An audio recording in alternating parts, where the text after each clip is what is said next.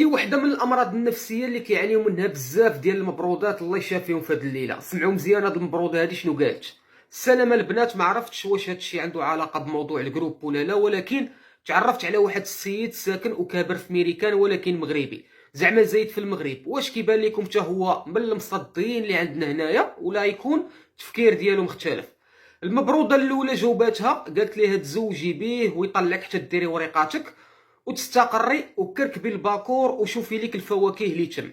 المبروده الثانيه اش قالت لها؟ قال لها زعمي تجربيه، كان حتى هو مصدي، صبري تتقادي وريقاتك ومن بعد خلقي مشاكل وطلبي الطلاق وتبرعي ليا مع شي ميريكاني. هذه وحده من السلوكيات الشاده على الفطره اللي كتعاني منها المبرودات، كتكون سلوكيات مرضيه. المهم ما علينا، صحاب ميريكان وصحاب اوروبا ملي تبغيو تزوجوا وديوها بنت البلاد حضيو مع هاد البلانات هادو. بطبيعه الحال راه كاينين بنات الناس، ولكن في نفس الوقت كاينين هاد المبرودات هادو اللي كيصيدوا في الماء العاكر. وهذه مناسبه باش ندوي لكم على واحد لا تكنيك كيستخدموها المبرودات باش كيجلبوا شريك الحياه ديالهم.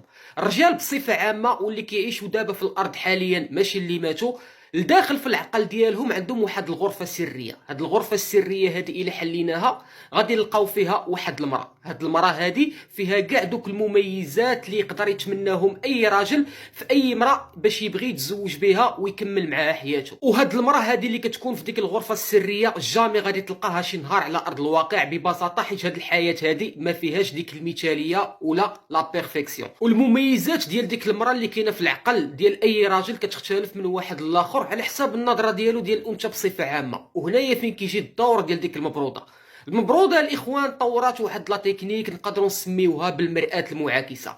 المبروده بواحد الطريقه اللي غير مباشره عارفه الراجل شنو باغي من المراه، فهاد الشيء علاش كتحاول ما امكن جاهده انها تعكس دوك المميزات ودوك المواصفات ديال ديك المراه اللي في ديك الغرفه السريه اللي في العقل ديال الراجل على ارض الواقع باش تصيد داك شريك الحياه المناسب ديالها. والمبروده عمرها في حياتها ما غادا تكون ديك المراه اللي في العقل ديال داك الراجل، ولكن غادا تحاول ما امكن انها تمثل وتقن داك الدور بما تزوجات وخدات داك الشيء اللي باغا من الراجل. نعطيكم واحد المثال على ارض الواقع. الا خدينا مثلا واحد الراجل اللي كيكون متقرب من الله سبحانه وتعالى بزاف، ديما كيقرا القران، الصلاه ديما في الوقت، ما كيزقل حتى شي ركعه، كتلقاه سلوكيا واخلاقيا كيكون مزيان مع الناس كلهم، مرضي الوالدين كل شيء، يعني داك المثال ديال داك الرجل الخلوق اللي كيكون قريب من الله. هنايا المبروده ملي غتبغي تزوج بداك الراجل وتستر راسها غتحاول ما امكن انها تعكس دوك المواصفات ديال ديك المراه اللي في العقل ديال داك الراجل على ارض الواقع، اي انها غادا تلبس داك الثوب ديال الاخلاص وديال العفه،